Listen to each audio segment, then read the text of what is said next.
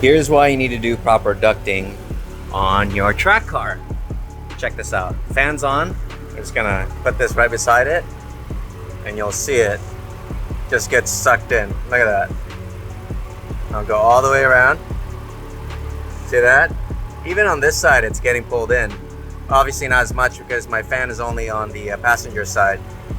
But anywhere here, it's actually pulling it in. So that's why you want ducting, because you want to concentrate all the flow into the radiator. If you don't have a duct here, like this right here, it's just going to pull in air on like little corners and it's not going to cool properly on the center right there. So if I show you the back right here, you can see that I only have a fan on this side, and you might be wondering why I don't have a shroud on that fan. Well, because when you're running, say in the canyons and you're always moving, you have better airflow without a shroud. Now a shroud's really efficient when you're just doing bumper to bumper traffic and you need the fan to actually work and pull the air through there. But with the shroud there, it's actually causing more drag and you're not getting as much flow.